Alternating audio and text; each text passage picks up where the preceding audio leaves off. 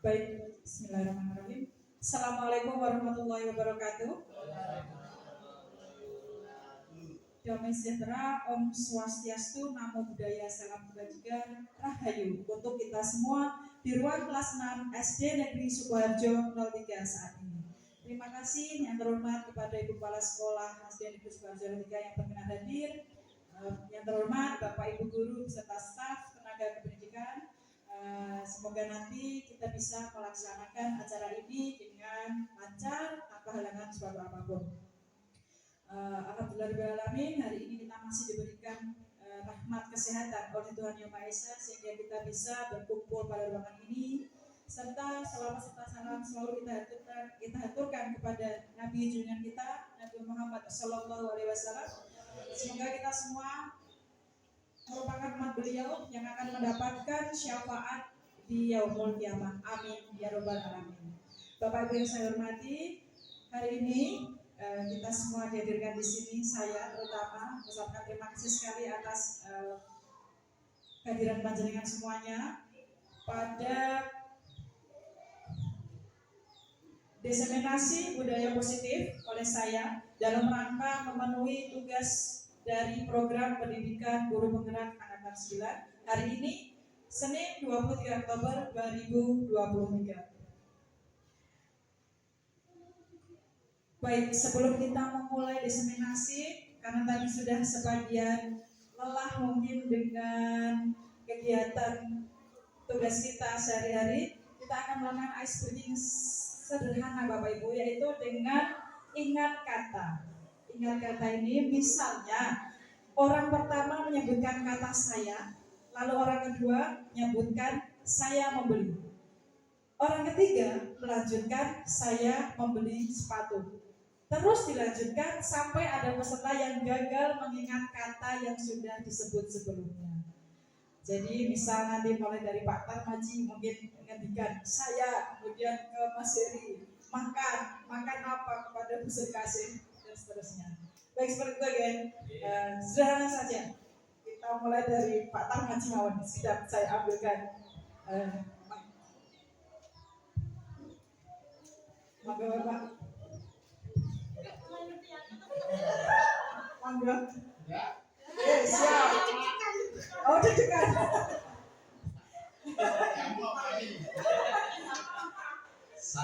Saya.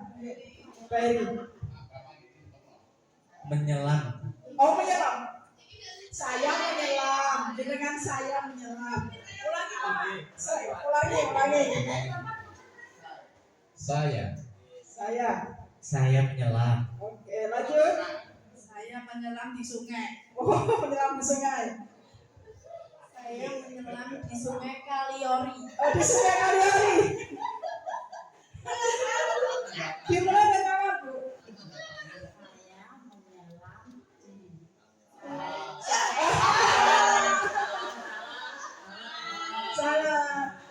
Saya menyelam di sungai Kaliori.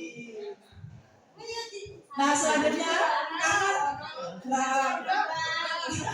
jenengan menambah satu kata lagi. Baik, mulai dari Bu Sri sekarang. Saya lanjut ke Bu Melan. Membeli. Saya membeli. Ulangi. Saya membeli. Saya membeli sepatu. Baik. Saya membeli sepatu Adidas. Oh, saya membeli sepatu Adidas. Saya membeli sepatu Adidas Jordan. Weh. Pak, kembali ke depan. Masih. Saya membeli sepatu Adidas Jordan di luas. Weh, tempat tangan buat kita semua. Ternyata kata Raji itu yang pengingatannya masih bagus dan tepat dan itu nyambung dari tadi.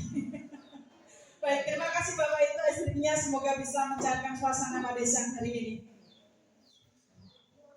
Selanjutnya memasuki materi tentang budaya positif atau ekosistem positif. Guru pendidik diibaratkan sebagai petani, ya.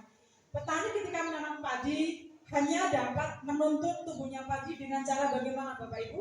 Dengan memperbaiki kondisi tanah, memelihara tanaman padi, memberi pupuk dan air, membasmi ulat-ulat atau jamur yang mengganggu hidup tanaman padi dan lain sebagainya.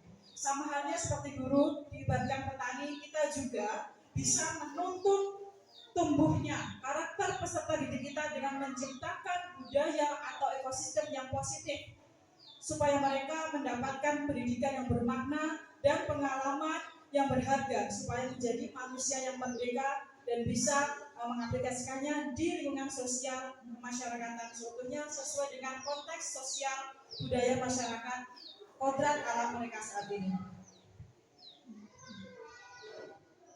Selanjutnya, untuk budaya positif, kita mulai dari peraturan kelas Bapak Ibu. Sudahkah panjenengan semua sudah memiliki peraturan di kelasnya masing-masing? Sudah, baik. Mohon Pak Mufti bisa menyebutkan peraturan di kelasnya.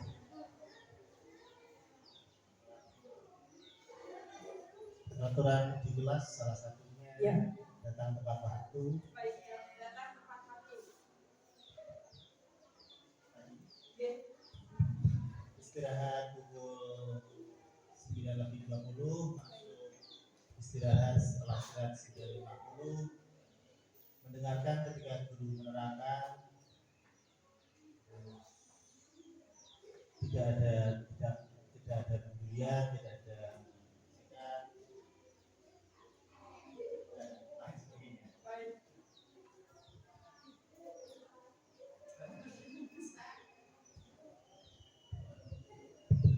Baik, terima kasih Pak Mufti. Betul sekali. Hal yang sudah disebutkan tadi adalah termasuk peraturan kelas.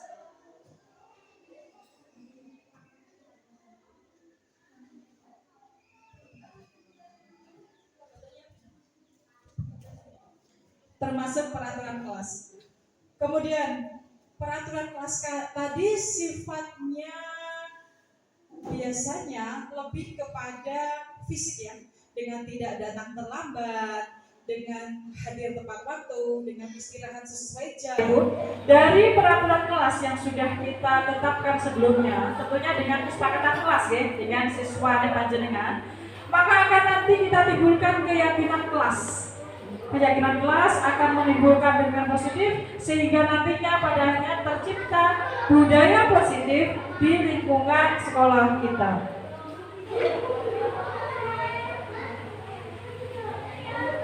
Lalu selanjutnya, hubungan antara keyakinan kelas, hukuman dan penghargaan. Mengapa tidak peraturan saja? Mengapa harus keyakinan kelas? Kita perhatikan di sini Bapak Ibu ada 3 pertanyaan. Yang pertama adalah mengapa kita memiliki peraturan harus menggunakan helm bila mengendarai kendaraan roda 2? Kira-kira jawabannya panjenengan apa, Gen? Tidak terjadi kecelakaan agar selamat.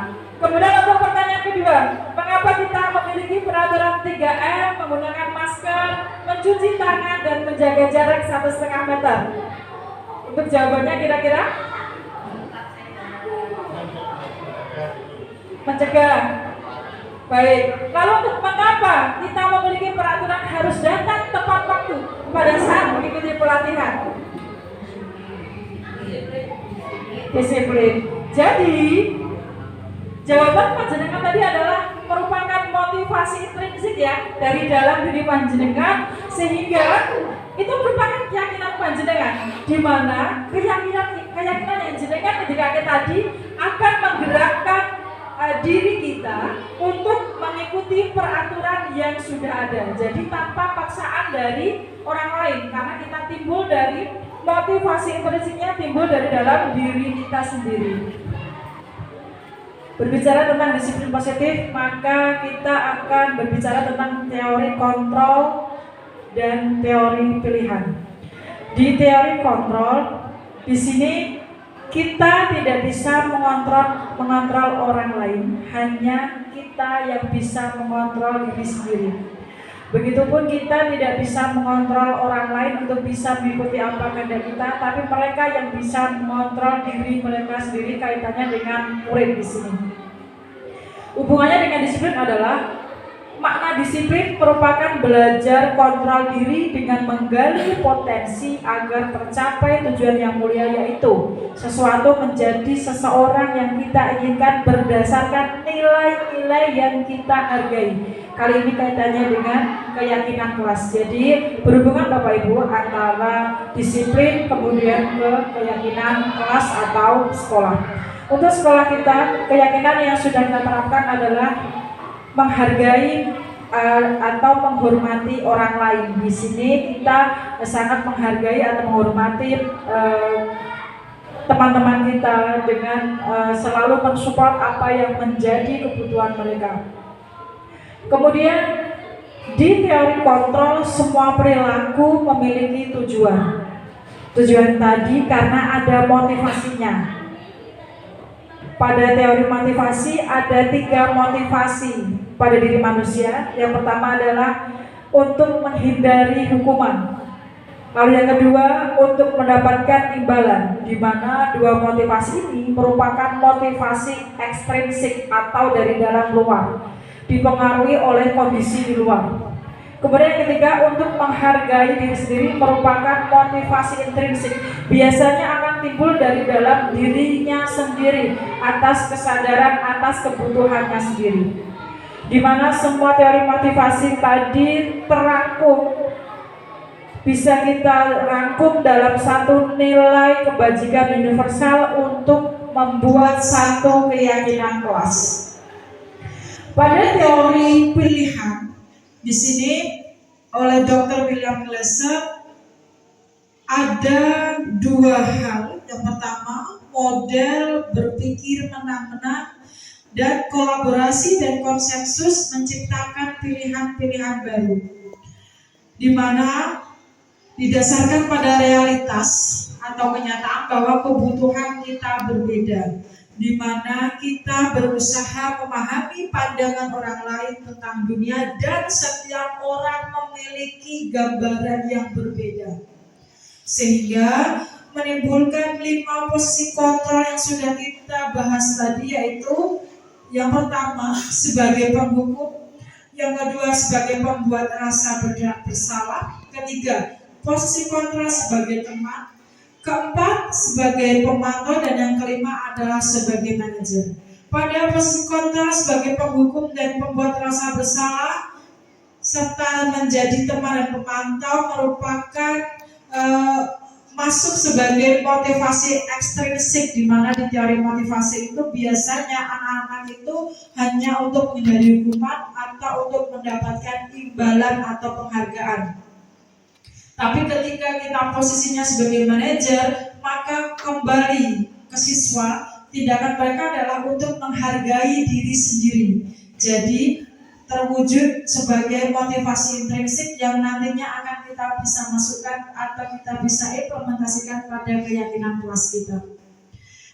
Kebutuhan dasar manusia yang pertama adalah bertahan hidup, kemudian penguasaan, kasih sayang dan rasa diterima, kesenangan dan kebebasan, di mana semua kebutuhan dasar itu mendasari sikap kita, mendasari motivasi kita semua dalam bertindak. Keyakinan kelas merupakan metode untuk menimbulkan kembali disiplin positif yang didasari oleh motivasi dari dalam diri. Jadi keyakinan kelas panjenengan nanti akan menimbulkan motivasi intrinsik dari dalam siswa, murid panjenengan sendiri, untuk supaya taat peraturan yang sudah jenengan buat dari dalam dirinya sendiri, bukan karena akan mendapatkan hukuman atau karena takut dengan jenengan. Keyakinan kelas merujuk pada nilai-nilai kebajikan universal seperti keadilan, tanggung jawab, kejujuran, bersyukur, lurus hati, berprinsip, dan masih banyak lagi. Karena universal berarti banyak sekali, luas sekali keyakinan yang nanti bisa kita terapkan. Keyakinan kelas itu banyak sekali, mungkin kita bisa pilih 1 atau 2, kita fokuskan di situ sehingga anak lebih nanti menjiwai. Jadi akan muncul motivasi intrinsiknya. Menurut Bapak Ibu, kira-kira keyakinan kelas apa yang perlu kita tumbuhkan di kelas kita? Yang urgent saat ini perlu kita tumbuhkan, perlu kita kembangkan. Mungkin Bu Sri.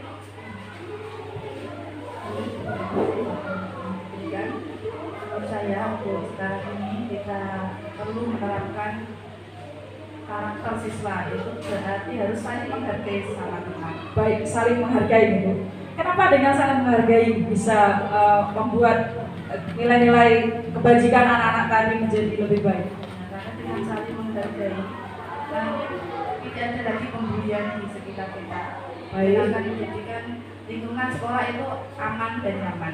Berpihak kepada murid ya Bu, sesuai dengan profil pelajar Pancasila. Betul sekali. Terima kasih. Baik, kita kembali ke tabel. Di sini ada beberapa peraturan yang saya tuliskan. Yang pertama adalah selalu kembalikan buku ke tempatnya dan seterusnya.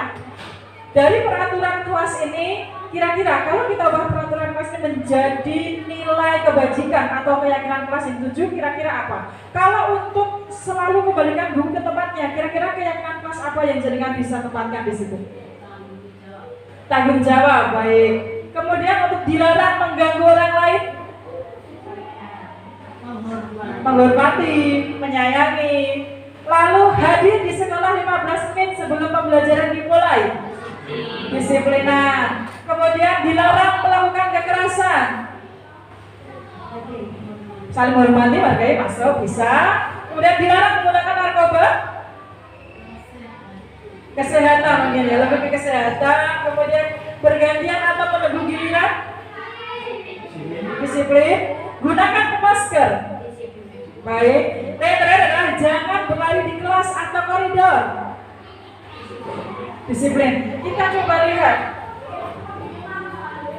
Nah, ini adalah keyakinan kelas. Contohnya nih Bapak Ibu, ini masih luas, artinya tidak terpaku pada ini saja. Ini adalah sebagai contohnya. Jadi kalau selalu kembalikan buku tempat, kalau itu masuknya tadi peraturan kelas, maka di nilai keyakinan kelasnya kita bisa menuliskan nilai tanggung jawab. Kita tanamkan nilai tanggung jawab. Ketika anak sudah memiliki nilai tanggung jawab, maka dia akan otomatis bisa melaksanakan peraturan kelas yang sudah kita buat sebelumnya. Dilarang mengganggu orang lain. Keyakinan kelas yang kita tanamkan adalah tentang menghormati orang lain dan diri sendiri. Bukankah kita juga tidak mau diganggu oleh orang lain? Sehingga kita perlu menanamkan keyakinan itu supaya apa? Anak secara otomatis tidak akan mengganggu temannya yang lain. Sampai pada jangan berlari di kelas atau koridor. Keyakinan kelas yang kita terapkan adalah tentang keselamatan atau keamanan. Mengapa? Ketika anak sudah sadar akan nilai keselamatan, maka dia secara otomatis tidak akan melakukan lari di kelas atau koridor, karena itu pastinya akan membahayakan diri sendiri atau bahkan teman mereka. Baik, di sini saya juga membuat tentang hukuman. Biasanya kalau kita membuat kesepakatan itu pasti ada hukuman, sanksi atau konsekuensi apabila melanggar. Kita lihat di sini, jika tindakan guru mencatat 100 kali di dalam buku kalimat, saya tidak akan terlambat lagi karena terlambat sekolah, termasuk hukuman atau sanksi, Bapak Ibu. Kemudian lari mengelilingi lapangan basket 2 kali karena terlambat dari sekolah, hukuman atau sanksi.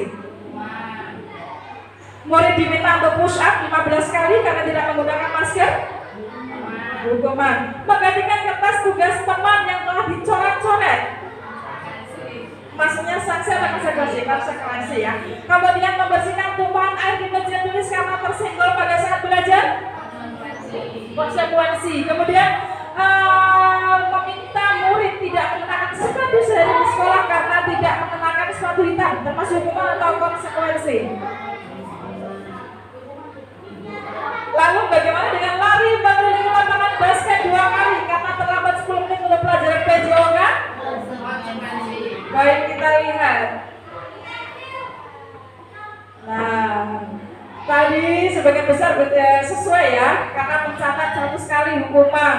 Kemudian tadi yang disuruh mengenakan sepatu sehari di sekolah karena tidak mengenakan sepatu hitam. Tadi ada yang menghentikan konsekuensi, ada yang menghentikan hukuman. Itu adalah hukuman Bapak Ibu. Karena hukuman itu sifatnya, biasanya bagaimana kalau hukuman itu sifatnya? Sifatnya yang pertama adalah tidak terencana ya hukumannya. Kemudian biasanya lebih mengarah ke aktivitas fisik ketika hukuman itu. Tapi ketika sanksi ataupun konsekuensi adalah lebih mengarah kepada tanggung jawab yang harus dilakukan atau dibereskan, kerugian teman apa yang harus mereka selesaikan. Di sini nampak perbedaan hukuman dan konsekuensi Bapak Ibu. Hukuman adalah sesuatu yang menyakitkan. Menyakitkan ya, hukuman itu menyakitkan. Ternyata hukuman adalah sesuatu yang menyakitkan dan harus terjadi. Sedangkan konsekuensi sesuatu harus terjadi. Pada hukuman membuat anak sakit secara fisik maupun hati. Kira-kira kalau panjenengan memberikan hukuman kepada siswa, apakah siswanya sakit hati Bapak Ibu? Ada yang sakit hati. Ada yang tidak, kira-kira ada yang tidak sakit hati apa tidak? Sakit hati. Dan itu jangka waktu lama Bapak Ibu. Kemudian untuk konsekuensinya akan membuat anak merasa tidak nyaman dalam jangka waktu pendek. Jadi sifatnya lebih untuk timing, untuk hukuman itu jangka waktunya panjang akibatnya yang dirasakan. Kalau konsekuensinya itu konsekuensi itu jangka waktunya lebih pendek.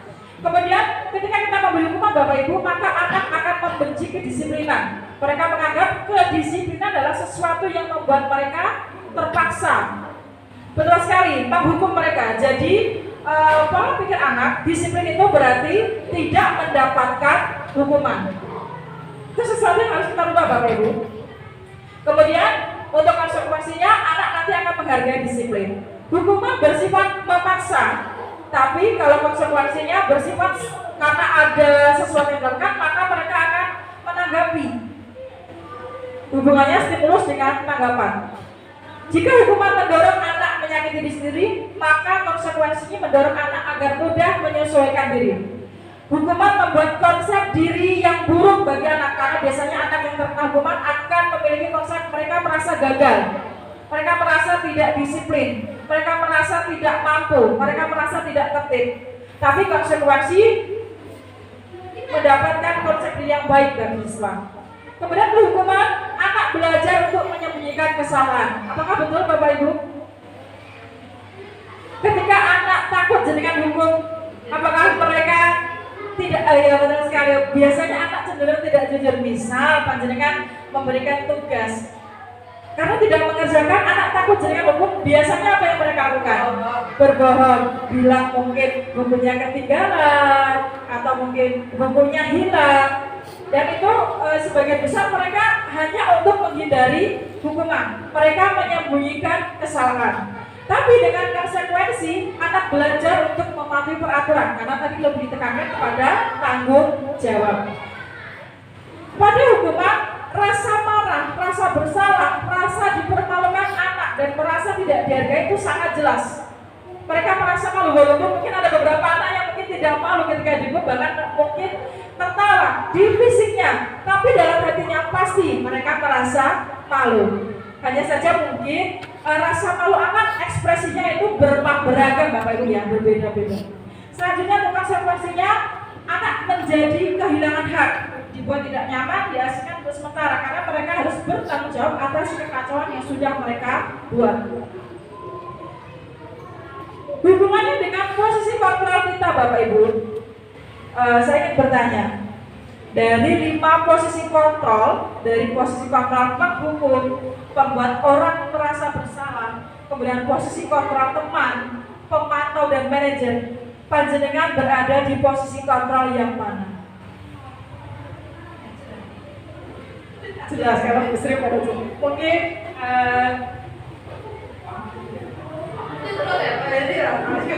oh iya Pak Eri boleh ya Pak Eri, mangga Pak Eri. Mangga. Pertanyaannya adalah dari 5 posisi kontrol yang nampak di sini, panjenengan kira-kira berada di posisi kontrol yang mana? Apakah penghukum, pembuat merasa bersalah, sebagai teman, pemantau atau manajer? Monggo Pak Eri. Dari saya sendiri sebagai teman.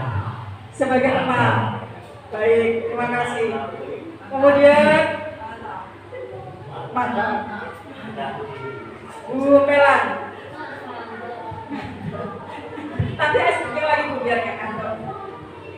Dari 5 posisi kontrol yang sudah nampak, kira-kira panjenengan berada di posisi yang mana Bu? Teman. Baik. Kemudian untuk kelas 4. Dari 5 posisi kontrol, di mana Bu Galing menempatkan posisinya? Penghukum, membuat orang merasa bersalah, teman, pemantau, atau manajer? Pemantau, baik. Kelas 1. Ini yang paling luar biasa, sabar nih. Pertanyaannya adalah, ada 5 posisi kontrol beda, ada sebagai penghukum, pembuat orang merasa bersalah, teman, pemantau, dan manajer. Panjenengan berada di posisi kontrol yang mana? Teman. Sebagai teman. Baik, terima kasih. Jadi sebagian besar Pak Murti. Oh baik, Pak Murti sekarang. Posisi kontrol yang mana Pak Murti? Pemantau.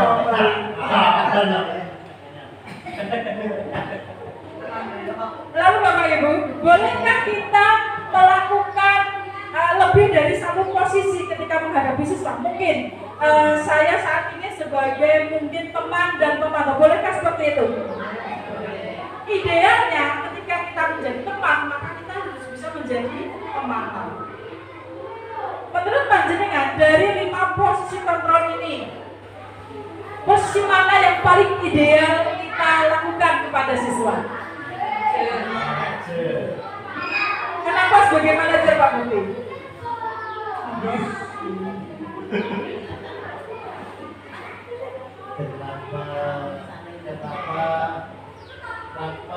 Kenapa posisi kontrol yang saya Manajer sebagai manajer, terus kali.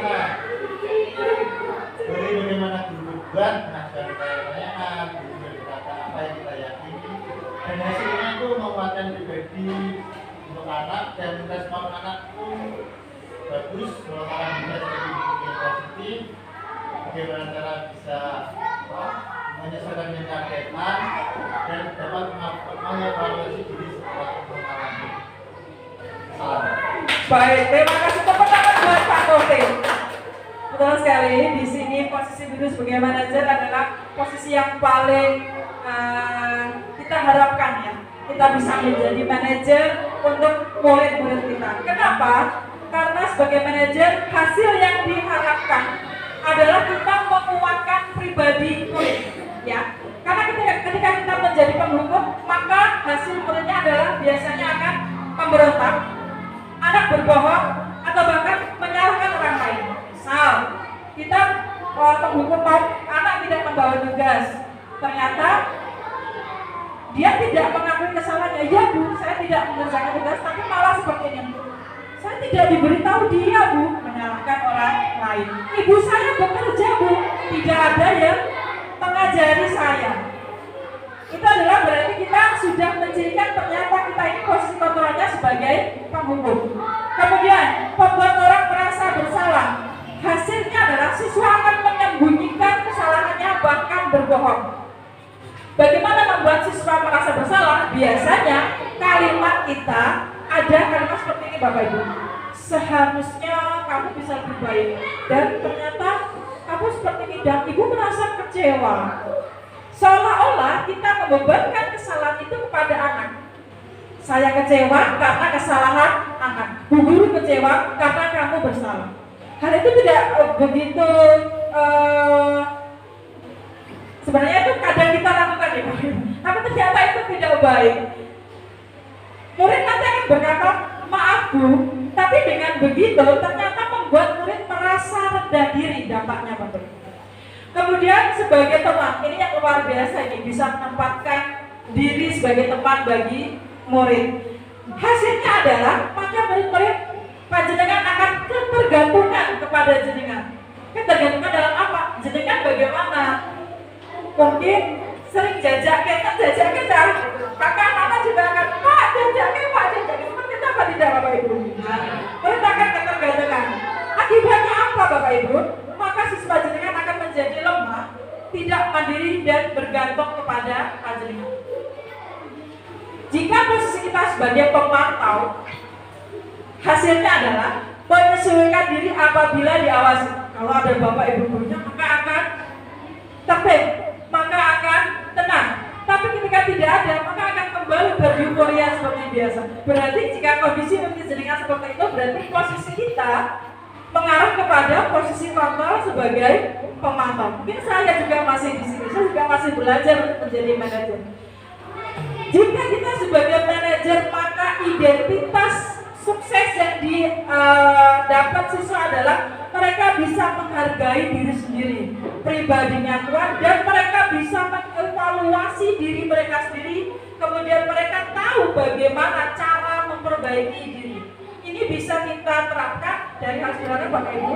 Kita bisa menerapkan atau membiasakan refleksi pembelajaran. Ini yang mungkin jarang kita lakukan, maka kita bisa coba di sini. Di situ nanti bisa mengevaluasi diri mereka, bahkan kita sebagai guru, dan mereka nanti akan memperbaiki diri dari kesalahan atau kekurangan yang sudah mereka lakukan di pembelajaran sebelumnya. Hubungannya dengan posisi kontrol Bapak Ibu, salah satu disiplin positif yang bisa kita upayakan, kita implementasikan adalah dengan restitusi. Mungkin sudah ada yang pernah mendengar apa itu restitusi sebelumnya? Restitusi sudah ada yang pernah mendengar? Baik, apa itu restitusi? Restitusi adalah proses menciptakan kondisi bagi murid untuk memperbaiki kesalahan mereka, sehingga mereka bisa kembali pada kelompok mereka dengan karakter yang lebih kuat. Jadi kondisinya siswa, mereka akan memperbaiki kesalahan by themselves. Mereka sendiri yang akan mencari solusinya. Mereka sendiri yang akan memikirkan ke depannya bagaimana cara memperbaiki kesalahan yang sudah mereka buat. Solusi permasalahan bukan dari kita, tapi dari mereka sendiri berinisiatif menyelesaikan permasalahan mereka sendiri. Ciri-ciri restitusi yang pertama, bukan untuk menebus kesalahan, namun belajar dari kesalahan. Yang kedua adalah memperbaiki hubungan. Yang ketiga, merupakan sebuah tawaran Bapak Ibu, bukan paksaan. Jadi itu kita tawarkan apa yang akan mereka lakukan untuk memperbaiki kesalahan. Jadi bukan kita yang memberikan solusi dari permasalahan yang sedang siswa hadapi. Restitusi menuntut untuk melihat ke dalam diri. Jadi lebih ke dari dalam dirinya sendiri Bapak Ibu, apa yang akan mereka lakukan dengan kesadaran mereka sendiri. Restitusi mencari kebutuhan dasar yang mendasari tindakan. Bapak Ibu, kita berbuat sesuatu pasti ada motivasinya. Motivasi tadi adalah untuk memenuhi kebutuhan dasar. Kebutuhan dasar manusia itu ada 5 Bapak Ibu. Kebutuhan dasar yang pertama adalah kebutuhan dasar untuk survival atau bertahan hidup. Kebutuhan dasar yang kedua adalah untuk mencari kesenangan. Yang ketiga adalah mencari kebebasan. Yang keempat mencari penguasaan. Kemudian yang kelima adalah kebutuhan akan kasih sayang atau rasa diterima Bapak Ibu. Setiap yang kita lakukan berdasar dari kebutuhan dasar kita. Begitupun murid. Jika murid ingin dipenuhi kebutuhan dasarnya dengan kasih sayang mungkin kurang, maka dia biasanya akan melakukan sesuatu yang akan memancing perhatian kita supaya kita memberikan perhatian kepadanya. Jika murid tadi mungkin kebutuhan dasarnya tidak terpenuhi di kebutuhan bertahan hidup, mungkin dia lapar atau mengantuk, maka di kelas dia mungkin akan tidur atau malas. Jadi segala sesuatu perilaku adalah berdasarkan dari kebutuhan dasar mereka, termasuk kita. Kemudian restitusi adalah cara yang baik untuk memperbaiki diri. Restitusi fokus pada karakter, bukan tindakan. Kemudian restitusi fokus pada solusi, dan restitusi akan mengembalikan murid yang berbuat salah kepada kelompoknya. Restitusi kita gambarkan dalam bentuk segitiga Bapak Ibu. Segitiga restitusi ini kita mulai dari yang pertama adalah menstabilkan identitas. Bisa kita lihat berada di paling dasar. Dasar pertama langkah restitusi adalah menstabilkan identitas, di mana biasanya muncul kalimat seperti ini. Setiap orang pasti pernah melakukan kesalahan. Atau dengan seperti ini. Baik Dek, kamu bukan satu-satunya yang pernah melakukan kesalahan ini. Ibu juga pernah melakukan kesalahan. Di situ kita menstabilkan identitas. Artinya apa? Identitas anak pada saat ini adalah identitas yang salah. Sehingga kita perlu menstabilkannya dengan apa? Dengan menggunakan kalimat itu supaya apa? Anak merasa diterima di sini Bapak Ibu. Langkah selanjutnya adalah dengan memvalidasi tindakan yang salah. Biasanya muncul kalimat seperti ini ketika kita sudah mulai memvalidasi tindakan yang salah. Adakah cara yang lebih efektif untuk mendapat apa yang kamu butuhkan, atau dengan kamu pasti tentu punya alasan ketika melakukan hal tersebut. Berarti kita sudah memvalidasi tindakan yang salah. Langkah terakhir adalah dengan menanyakan keyakinan. Kita kembalikan lagi kepada siswa. Nilai-nilai apa yang sudah kita sepakati, nak? Kamu ingin menjadi orang seperti apa, nak? Kita sudah di tahap menanyakan keyakinan. Dari 3 langkah restitusi ini, kira-kira Bapak Ibu sudah pernah melakukan sampai di tahap apa? Sudahkah sampai di menanyakan keyakinan? Sudah menstabilkan identitas ya? Ketika menangani siswa yang bermasalah, sudah sampai menstabilkan identitas? Sudah sampai di validasi tindakan yang salah? Untuk menanyakan keyakinan? Belum. Biasanya memang yang sehari-hari kita lakukan, ternyata kita pun sudah melakukan tahapan restitusi, hanya saja baru sampai di validasi tindakan yang salah. Kita belum menanyakan keyakinan siswa. Biasanya solusi dari permasalahan yang siswa hadapi adalah kita yang menawarkan. Baik, sekarang kamu membersihkan kamar mandi. Baik, silakan kamu sekarang membersihkan kelas. Bukan dari siswa sendiri, bukan dikembalikan kepada keyakinan kelas itu sendiri. Nah, di sini di tahap menstabilkan identitas, di sini untuk membuat anak yang tadinya merasa gagal karena mereka identitasnya adalah salah, mereka ketika kita sudah menstabilkan identitasnya, maka mereka menjadi positif.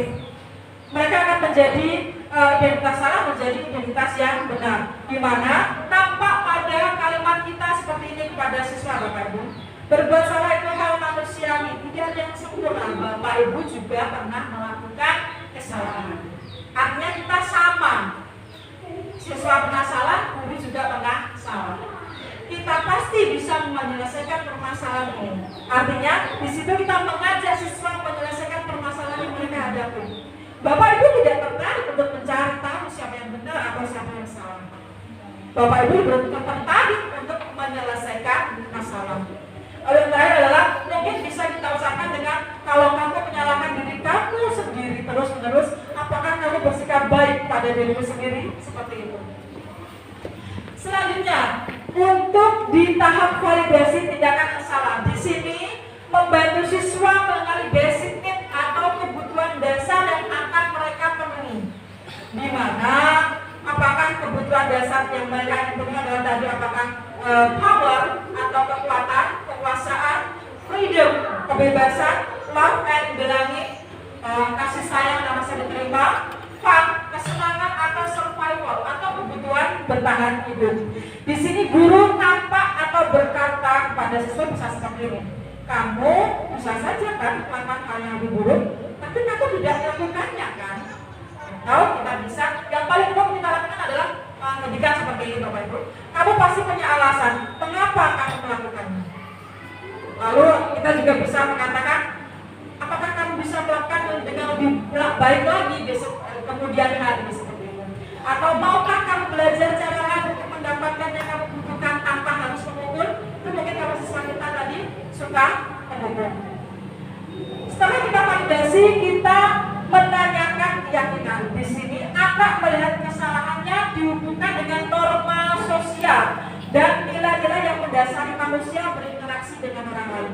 Di sini kita bisa berkata apa nilai yang kita percaya di kelas atau sekolah kita, lalu apa nilai universal yang telah kita sepakati tadi, kemudian apa yang kamu rasakan ketika kamu melakukan seperti itu. Kamu mau menjadi orang yang seperti apa? Kita hubungkan dengan nilai-nilai norma sosial yang mendasari manusia berinteraksi dengan orang lain. Di sini. Setelah itu kita lakukan tahapan segitiga tadi, kita bisa mengintervensi selama 30 detik, di mana tahapan ini bisa membantu murid untuk kembali ke tujuan semula. Kita bisa mengajukan beberapa pertanyaan yang sudah saya tuliskan di sini. Mulai dari kita bisa menanyakan kembali apakah kamu ingin berbuat baik, kita hubungkan dengan keyakinan kelas yang sudah kita sepakati sebelumnya. Baik Bapak Ibu, implementasi budaya positif melalui segitiga restitusi adalah sesuai dengan definisi manusia merdeka menurut Ki Hajar Dewantara. Manusia merdeka adalah manusia yang secara lahiriah dan batinnya tidak tergantung pada orang lain. Hal ini berarti adalah manusia yang otonom, berdiri sendiri dan mandiri. Manusia yang merdeka bukan berarti tanpa aturan. Manusia yang merdeka bukan berarti manusia yang tidak ada aturan, yang tidak bisa dikekang. Tapi manusia yang merdeka adalah manusia yang bisa mengendalikan dirinya sendiri, yang tidak terperintah orang lain, yang bisa mengendalikan secara lahiriah maupun batin yang apa yang menjadi kehendaknya sendiri. Itulah tujuan dari implementasi budaya positif melalui segitiga restitusi. Saya sudah kemarin mempraktikkan penerapan segitiga restitusi, sudah saya unggah di YouTube sebagai pemeran tugas saya pada demonstrasi kontekstual sebelumnya. Nanti bisa Bapak Ibu saksikan di laman YouTube yang sudah saya tuliskan di sini. Baik, sesi selanjutnya adalah sesi tanya jawab, Bapak Ibu. Mungkin ada yang memberikan masukan, kritik, saran kepada saya tentang segitiga restitusi. Atau mungkin ada yang pernah mengalami atau mungkin menceritakan pengalaman sudah pernah melakukan tahapan restitusi mungkin atau bagaimana? Mana segitiga restitusi ini merupakan gambaran bagaimana kita bisa membawa, bisa mengintegrasikan, bisa visualkan bagaimana kebutuhan dasar tadi dengan langkah segitiga restitusi. Dan semuanya dari segitiga restitusi tadi kita kembalikan kepada nilai-nilai kebajikan universal pada keyakinan kelas yang sudah kita yakini sebelumnya. Keyakinan kelas itu mungkin ada banyak yang bisa kita buat, tapi untuk lebih idealnya itu satu atau dua keyakinan saja itu sudah cukup untuk membuat kelas kita menjadi positif, membuat kelas kita menjadi kondusif. Satu keyakinan misal menghormati dan menghargai orang lain. Di situ sangat luas sekali karena itu merupakan nilai universal. Jadi ada banyak makna yang bisa kita jabarkan, kita bisa terapkan dalam berbagai macam kegiatan. Dimana jika satu nilai saja tadi anak-anak sudah meyakininya, mendarah daging dalam keseharian mereka, maka akan menimbulkan rasa mentaati peraturan, rasa disiplin dari dalam dirinya sendiri. Muncul motivasi intrinsiknya secara natural karena mereka sudah meyakini apa yang sudah kita tetapkan sebelumnya. Dinilai kebajikan misal tentang selain saling menghormati mungkin tentang kesehatan. Ketika anak sudah sadar akan nilai-nilai kesehatan, maka anak secara otomatis tahu kapan harus makan secara teratur, tidak boleh minum mungkin minuman yang banyak mengandung bahan pengawet. Kemudian mereka akan secara otomatis suka makan sayuran karena mereka tahu pentingnya atau tahu manfaat dari kesehatan itu sendiri tanpa kita suruh, karena mereka muncul dari intrinsik mereka sendiri, dari dalam diri mereka sendiri. Begitu Bapak Ibu, mungkin ada yang mau mengajukan pertanyaan kembali atau mungkin memberikan masukan, saran atau kritik kepada yang sudah saya sampaikan.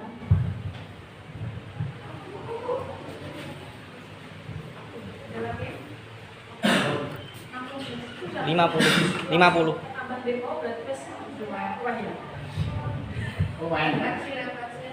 Baik, terima kasih Bapak Ibu atas pertanyaan dan masukan yang disampaikan. Sekarang sampai kita pada tahap refleksi Bapak Ibu. Kalau boleh saya tahu apa yang Bapak Ibu rasakan pada siang hari ini? Monggo Pak Mufti. Apa yang Pak Mufti rasakan pada siang hari ini?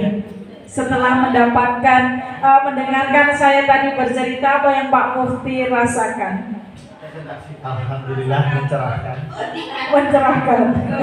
Banyak pengetahuan baru, banyak ilmu baru dan mengingatkan kembali refresh materi yang telah kita pelajari, apalagi untuk memproses kurikulum merdeka yang baik tentang disiplin positif dan bagaimana segitiga restitusi dan 5 kebutuhan dasar manusia yang telah dijelaskan oleh Bu Rizka. Terima kasih. Baik, setelah perasaannya Pak Mufti tadi mencerahkan, lalu kira-kira apa yang akan Pak Mufti lakukan ke depannya?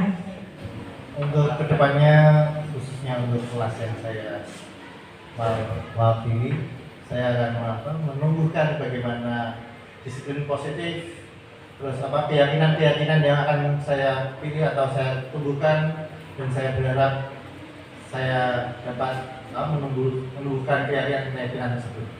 Baik, terima kasih Pak Mufti, tepuk tangan. Amin ya rabbal alamin. 11 nomor 3. Baik, saya meminta satu suara lagi, mungkin dari Bu Eda, kelas 1. Karena ini kan tadi Pak Mufti untuk wakil dari kelas tinggi, sekarang dari kelas rendah. Apa yang Bu Eda rasakan setelah menyaksikan pemaparan yang sudah saya berikan tadi?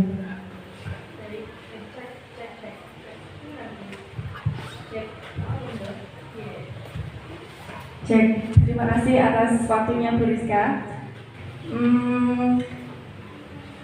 Tadi yang Bu Rizka paparkan, tentunya banyak ilmu yang disampaikan dan bisa saya ambil untuk saya gunakan di kelas rendah.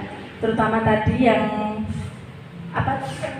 teman itu tadi apa ya Bu ya? Posisi kontrol. Oh, posisi kontrol. Maaf tadi saya nggak mengikuti dari awal. Kalau saya tuh tadi kan ada penjabaran apa yang guru katakan, guru lakukan, terus nanti anak siswanya seperti apa. Ya, kalau saya menambahkan sih, kalau di kelas 1 itu tentunya saya yang paling ujung tadi apa ya? Manajer aja, sebagai manajer. Ya, kalau sebagai manajer kan mungkin lebih agak tegas ya. Yang perilakunya guru kan? Iya, betul sekali. Kalau untuk di kelas 1 itu saya menerapkan 2 hal. Saya bisa menjadi teman, dan yang kedua saya menerapkan bisa menjadi ibu. Wah, luar biasa. Kita harus sebagai ibu, tepuk tangan. Karena banyak sekali anak-anak yang di kelas rendah itu kurang kasih sayang. Saya pernah mendengar, intinya lebih senior ya. Kalau di kelas 1 itu kuncinya yaitu kalau kita lebih keras, anak-anak itu hanya takut. Tapi kalau kita menerapkan menjadi seorang ibu, anak-anak tentu akan lebih menyayangi kita dan lebih patuh. Baik, terima kasih. Jadi kedepannya Bu Ida akan memposisikan dirinya selain sebagai teman, juga sebagai ibu bagi murid-muridnya ya. Baik. Last word dari Ibu Kepala Sekolah. Terima kasih atas waktu yang telah diberikan. Refleksi hari ini untuk diseminasi budaya positif dari Bu Rizka. Kita telah mendapatkan ilmu yang luar biasa hari ini, mendapatkan banyak ilmu tentang budaya positif, ada disiplin positif, ada teori motivasi, kemudian 5 posisi kontrol, dan yang terakhir tadi segitiga restitusi. Dari beberapa ilmu yang telah kita terima, saya harapkan Bapak Ibu semuanya bisa mengaplikasikan di kelas maupun di sekolah. Terutama kita sebagai pendidik adalah salah satu idola atau salah satu model dari murid-murid kita. Dimanapun kita berada di sekolah, apapun tindak tanduk kita maupun ucapan kita menjadi sorotan oleh murid-murid kita. Oleh karena itu, jadilah diri yang menjadi teladan dengan tadi membudayakan disiplin positif, kemudian posisi kontrol dan restitusi tadi. Tidak hanya dengan kita hafal teorinya saja, tapi kita harus bisa melaksanakan semua teori yang telah disampaikan oleh Bu Rizka tadi. Mungkin tidak mudah, tapi kita harus bisa berusaha karena kita sudah memilih profesi kita menjadi seorang pendidik. Ya, kita harus bertanggung jawab terhadap apa yang kita laksanakan atau kita profesikan sekarang ini. Mau tidak mau harus kita lakukan. Dan alhamdulillah syukurnya nanti kalau kita menerapkannya itu dengan senang hati maupun dengan kesadaran diri akan memberikan dampak yang positif untuk murid-murid kita. Terima kasih, mungkin hanya itu yang dapat saya sampaikan. Semoga diseminasi budaya positif ini dapat bermanfaat untuk kita semua dan kita terapkan di kelas dan di sekolah kita masing-masing. Terima kasih. Wassalamualaikum warahmatullahi wabarakatuh. Waalaikumsalam warahmatullahi wabarakatuh. Terima kasih atas refleksi dari Ibu Kepala Sekolah. Luar biasa sekali siang ini Bapak Ibu, saya sudah berjumpa dengan panjenengan di mana saya juga sudah berusaha memaparkan tentang budaya disiplin positif sekolah. Semoga apa yang bisa saya sampaikan bermanfaat, kemudian bisa memberikan dampak positif bagi saya dan sekolah ini. Kemudian selanjutnya memang betul sekali seperti yang diingatkan Ibu Kepala Sekolah, semua hal ini tidak mudah. Tapi tentunya kita tetap harus berusaha untuk mewujudkannya, karena segala sesuatunya tidak akan bisa terwujud kalau tanpa dimulai terlebih dahulu, ya Ibu ya. Jadi kita coba implementasi budaya positif dengan menerapkan segitiga restitusi di setiap permasalahan murid yang kita hadapi, kemudian dengan memperhatikan kebutuhan dasar mereka, motivasi yang mendasari, dan juga menempatkan kita di posisi kontrol sebagai manajer. Demikian dari saya, kurang lebihnya mohon maaf. Terima kasih atas kehadiran panjenengan semuanya. Semoga bermanfaat apa yang saya sampaikan. Akhirul kalam, wabillahi taufiq wal hidayah. Wassalamualaikum warahmatullahi wabarakatuh.